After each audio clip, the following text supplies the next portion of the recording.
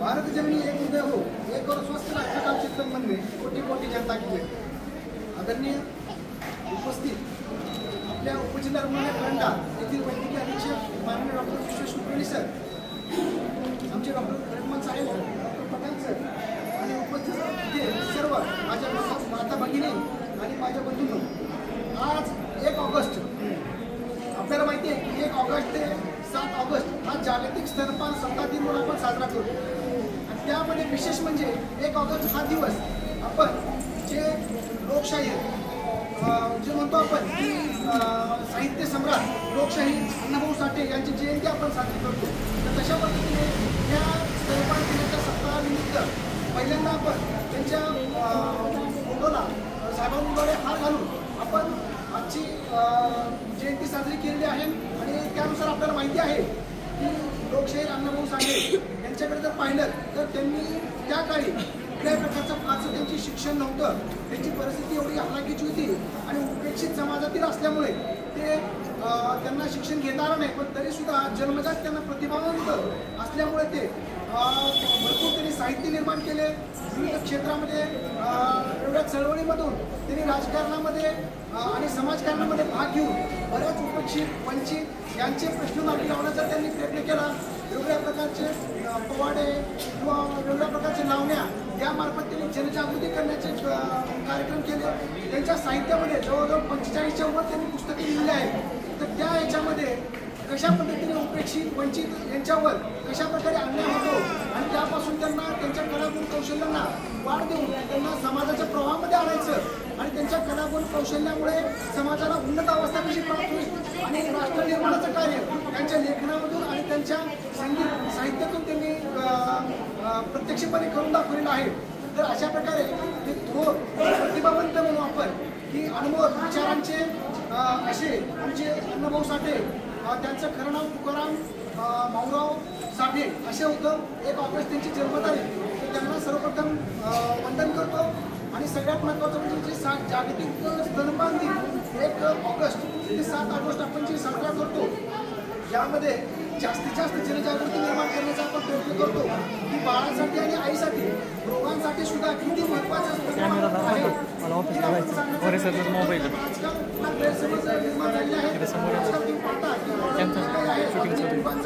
करणाऱ्या माता या बाळाला न वाचवण्याचा प्रयत्न करतात किंवा वरचं काहीतरी देण्याचा प्रयत्न करतात। पण लक्षात घ्या की बाळाला जी काही मातेचं दूध असतं पहिले 3 दिवस जे असतो तर ते निर्माण होत असतं आईच्या स्तनामध्ये। हे जर बाळाने घेतलं तर त्याला चांगल्या प्रकारचं लसीकरण निर्माण होतं आणि त्याला एक प्रकारची व्याधी प्रतिकार शक्ती निर्माण होते। जसं कवच कुंडली आपण म्हणू तशा प्रकारचे 6 महिने बाळाला शक्यतो आईचं संपूर्ण स्तनपानच आपण दिलं पाहिजे।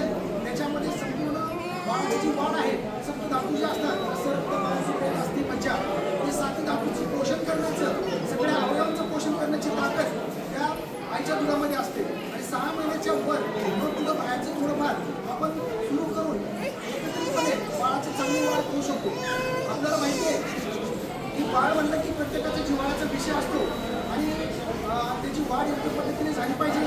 कारण हा सप्ताह साजरा करण्याचा उद्देश एवढाच आहे की आपल्या महाराष्ट्रामध्ये नंदुरबार असेल, बेळगाव असेल, अशा प्रकारे त्या ठिकाणी बालके एवढे कुपोषित आहेत की त्यांचा पहिला वाढदिवस सुद्धा ते साजरा करू शकत नाही, अशा प्रकारची गंभीर परिस्थिती आहे। त्याच्यामुळे स्वतः देखील बाळाला स्तनपान करा आणि इतर जे माता आहेत त्यांना पण सांगा की 2 वर्षापर्यंत स्तनपान जर केलं तर आईला सुद्धा एक चांगलं आरोग्य लाभतं, बाळाला सुद्धा शारीरिक मानसिक देखील चांगलं आरोग्य लाभतं, व्याधी प्रतिकार शक्ती चांगली राहते आणि आईला जे काही स्तनाचा, गर्भाशयाचा किंवा इतर जे काही कॅन्सर होण्याची शक्यता जास्त असते ती पण कळली जाते। आणि जर बालकाला आपण स्तनपान दिलं नाही, जर आपण खात्री बसलो तर ते इन्फेक्शन होण्याची शक्यता जास्त असते आणि त्यांना लहान मोठा होऊ शकतो। आणि जर योग्य पद्धतीने बाळाला जर आपण पाजलं काकारू मेथडने तर एक प्रकारचं आई आणि बाळामध्ये चांगलं बॉन्डिंग प्रेम तयार होतं, हॅपी हॉर्मोन्स देखील होतात, त्याच्यामुळे आईचं स्वास्थ्य देखील चांगलं राहतं। हे सगळ्यात महत्त्वाचं आहे। त्यामुळे आजच्या या दिनी आपण विचार करू आणि त्या पद्धतीने आपण एक कवच कुंडले जे बाळाला म्हणतो आपण, तर तशा पद्धतीने स्तनपान 6 महिन्यापर्यंत आणि 2 वर्षापर्यंत स्तनपान आणि इतर जे काही वरचं आपल्या डॉक्टरांच्या वारशाखाली ते द्यावं आणि बाळाची वाढ चांगली करावी, कारण त्याच्यावर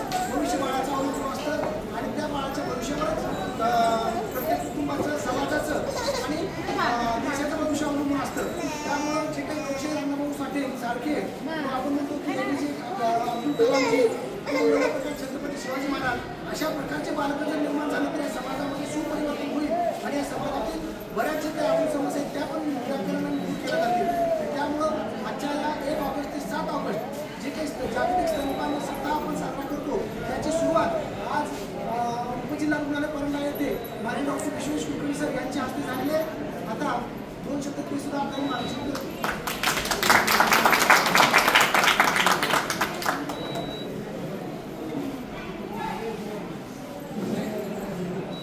इकडे बसून घ्या. लहान बाळांचे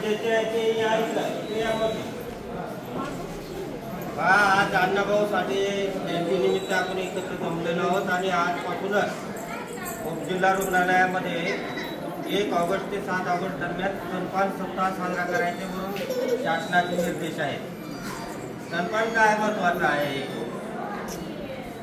स्तनपान कशासाठी महत्वाचं आहे तर बाळाचं पहिलं लसीकरण. बाळाचं आता तुम्ही सगळेजण डोस द्यायला आलात. बाळाचं पहिलं लसीकरण हे स्तनपान आहे.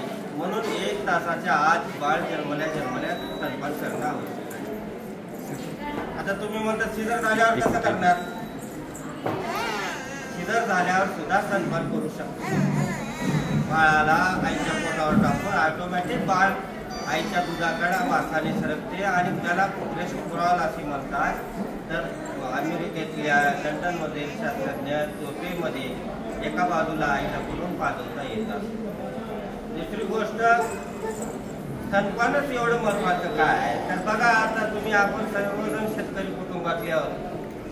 गायचं पिल्लू गायच्या सहेला पितं, शेळीचं शेळीलाच पितं, म्हशीचं म्हशीलाच पितं, तसं माणसाचं लेकरं आईलाच प्यायला पाहिजे. मग आपण काय करतो? आपण आता आई झोप येत आहे, तिला त्रास झालाय फार, त्याला मध साठव, त्याला गाईचं दूध पाजव, त्याला म्हशीचं दूध पाजव, दूध डॉक्टरला परेशान पॉज करू शकतो मी इथून सेवून जाणार. मग तर अशा गोष्टी सेव्ह करूया का आपण आता तुमचा सरांचा आतापर्यंत आईच्या दुधाला यायला आपण तर मानतो. आपल्याला शास्त्रज्ञांनी शिकवलेलं आहे की आईचं दूध हे अमृत आहे. त्याच्यामुळे 6 महिन्यापर्यंत फक्त आईच्या दुधावरच ठेवायचे. आता म्हणतात उन्हाळा दिवस आहे, आता सध्या पावसाळा आहे, मला ताण लागते, कसं करावं? उन्हाळ्यात दिवसात तर पहिलं जे दूध येतात तर त्याच्यामध्ये पाण्याचं प्रमाण जास्त असतं. पहिल्या दुधात पाण्याचं प्रमाण जास्त असल्यामुळं त्याची बाळाची जी तहान आहे ती भागली जाते. नंतर येणारं दूध हे घट्ट असतं, त्याच्यामध्ये फॅटचं प्रमाण जास्त असतं, त्याच्यामुळं बाळाचं वजन वाढायचं. आता तुमच्या समस्या असतात बरेचदा डिलिव्हरी झाल्यानंतर 3 दिवसापर्यंत पहिल्या नागल्यावर दूधच येत नाही, दूधच सुटत नाही. तर अशी गोष्ट नाही. तुम्ही व्यवस्थित बाळाला कसं घ्यायचं हे गोष्ट महत्त्वाची आहे. बाळ कसं पकडायला पाहिजे आपल्या स्तनाग्राला ही गोष्ट महत्त्वाची आहे. बाळाचं तोंड पूर्ण आत केलेलं पाहिजे. बाळाचा खालचा जवळा जरा उलटा झाला पाहिजे. बाळाचं निपल आईचं निपल पूर्ण आतमध्ये गेलेलं पाहिजे. तिथं तुम्हाला याच्याबद्दल पूर्ण सांगते. ते फोटो काढा म्हणजे कधी कधी काय करतं लेकरू फक्त दाताने वडायला बघतं, त्याच्यामुळे आईला त्या निपलला स्तनाग्राला चिरा पडतात, जगा पडतात, तिला पाजवता येत नाही, दूध साचून जातं. तर अशा वेळेस दुसऱ्या बाजूचं दूध काढून इकडच्या बाजूला लावणं, खात्री लावणं गरजेचं आहे. त्या गोष्टी तुम्हाला घरच्या घरी माहीत पाहिजे. तर असं काय होऊन आलं तर त्यांना घाबरून द्यायची गरज नाही. जर आईला ताप येत असेल, दुखत असेल, गाठ झाली असेल, दूध येत असेल, किंवा सांगतं तर मात्र दूध पाजवायचं नाही. बाकीच्या वेळेस सर्दी खोकला गडसं झाले आईला तर दूध पाजवावं का नाही म्हणून बरेच वाटा पाजवत नाही. तसं करणं चूक आहे. पाजवा, तुम्ही जरूर पाजवा. आईच्या शरीरातली जी शक्ती असते, उदाहरणार्थ आपण लहानपणापासून मोठे होत असताना आपल्याला विविध इन्फेक्शन होतात. म्हणजे कसा बोलतो आपला जे काय आहेत आपले गाळणे आहेत. आपण आईस्क्रीम खाल्लो, थंड खाल्लो, सर्दी पडसं झालं, बाजारात जाऊन आलो, आपल्याला शिंका येतात, घसा सुटतो, काय होतं एक जंतू सगळे इथं पकडले जातात आणि त्यांच्या विरुद्ध लढाईची शक्ती निर्माण होते आपल्या शरीरात. ही शक्ती आपल्या शरीरामध्ये आईच्या शरीरामध्ये साठवून ठेवलेली आहे. त्याच्यामुळे दुधा वाटीच्या लेकराला जातात. त्याच्यामुळे 6 महिन्यापर्यंत त्याला ऑटोमॅटिक शक्ती बाळाला निसर्गाला लढायची येत असते. त्याच्यामुळे आपण दूध पाजणं तुम्ही बघा 6 महिन्यापर्यंत लेकरं आजारी पडत नाही. 7वा 8वा 9वा महिना लागले की त्याला इन्फेक्शन व्हायला चालू होतं, सर्दी खोकला पडतं, हे चालू होतं. तोपर्यंत काही होत नाही बाळा. दुसरी गोष्ट, स्तनपानामुळे तुम्हाला तुमच्या दुसरं मुलं आहे जोपर्यंत अंगावर पाजवत असता तोपर्यंत पाळी येते. त्याच्यामुळं हे नॉर्मल तुमचं 2 लेकरांमधलं अंतर समान राहायला कारणीभूत होतं. त्याच्यामुळे जास्तीत जास्त आपण 2 वर्षापर्यंत दूध पाजू शकतो. 6 महिन्यापर्यंत दूधच पाजवा. 6 महिन्यानंतर त्याला मऊ भात, आता तुमच्या सगळ्यांची लेकरं 6 महिने 4 महिने 5 महिन्याचे आहेत. त्याच्यानंतर 6 महिन्यानंतर तुम्ही 3 भाग काढून 1 भाग मुगाची डाळ तव्यावर चांगली करता, त्याला मिक्सरमध्ये काढा त्याच्या आणि ते पाण्यात शिजवा. त्याच्यात थोडी साखर टाका आणि थोडं मीठ टाका. तुम्ही खाऊन बघा अगोदर तितकी आणि खात असलेलं तर तुम्ही खाऊ घाला. जर कोणी चांगल्या घरातले असले तर त्यांनी सिरेलॅकचा आपल्या फॅरेक्सचा पुडा द्यायला हरकत नाही.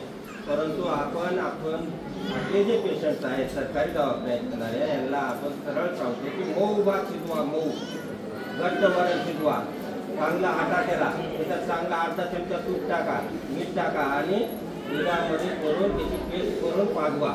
मांडीवर घेऊन आपण लेकराला जसं आंघोळ घालताना मालिश करतो डोकं इकडं करून तसं वाटी चमच्यानं खाऊ घाला. ही गोष्ट आयडियल आहे.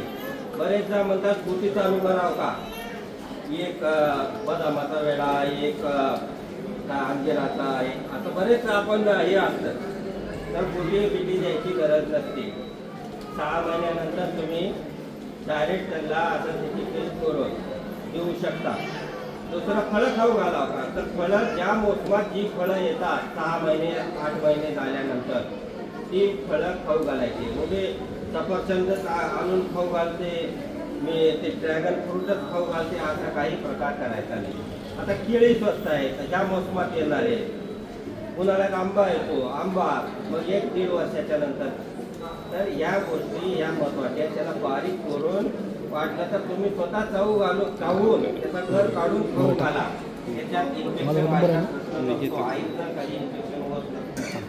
तर चिमणी जसं खाऊ घालते, कोंबडी जसं खाऊ घालते तसं तुम्ही तुमच्या बाळाला खाऊ घालणं गरजेचं आहे. त्याला 6, 7, 8 महिन्याच्या नंतर अर्धा वाटी दर 4 तासाला केलंच पाहिजे. भात वरण असेल, भाजी, थोडं चपाती मिक्सरमध्ये काढून 1 वर्षाच्या नंतर असे पदार्थ तुम्ही देऊ शकता. हे तुम्हाला पूरक आहाराबद्दल सांगितले. त्याबरोबर तुम्ही म्हशीचं दूध 6 महिन्यानंतर डायरेक्ट म्हशीचं दूध चालू करा.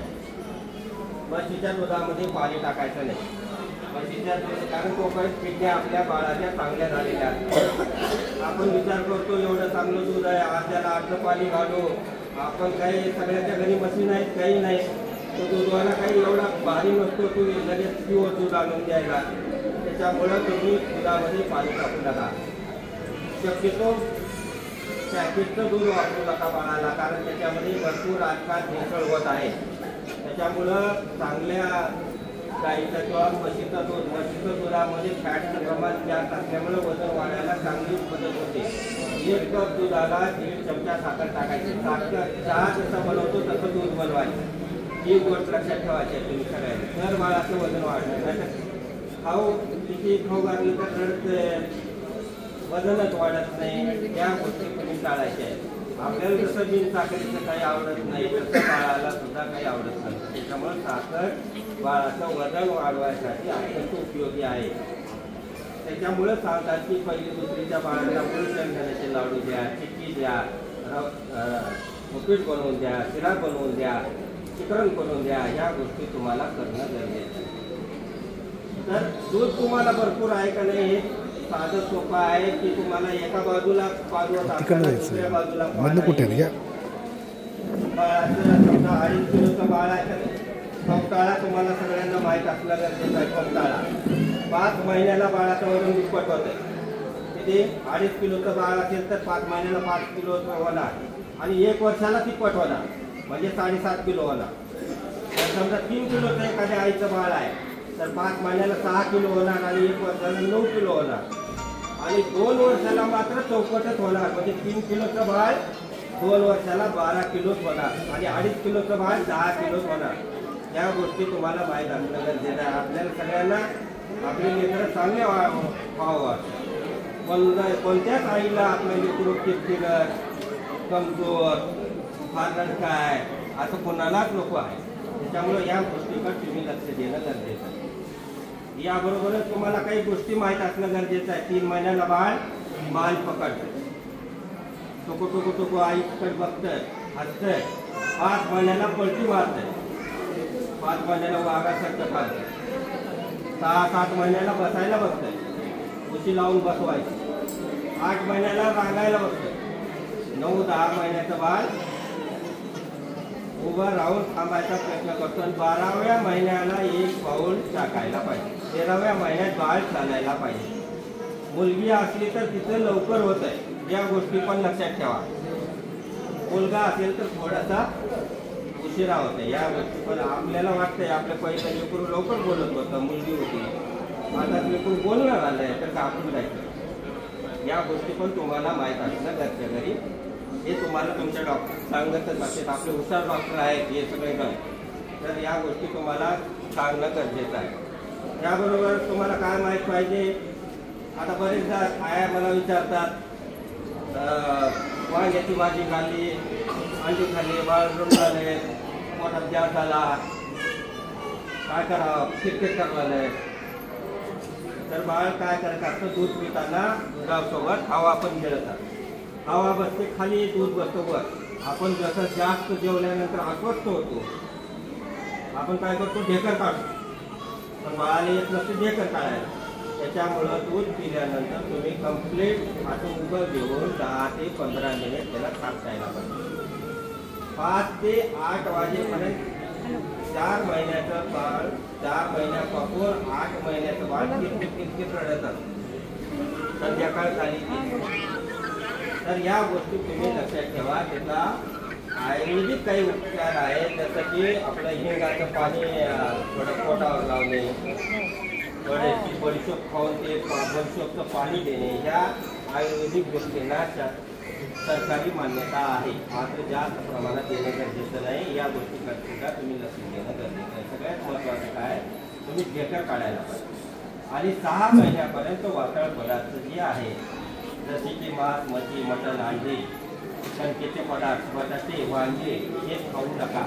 सरळ दूध, भाकरी, तेल खाणं जे पूर्वज आपले जुन्या आई माता आधी सांगतात आपल्याला, तेच करणं गरजेचं आहे.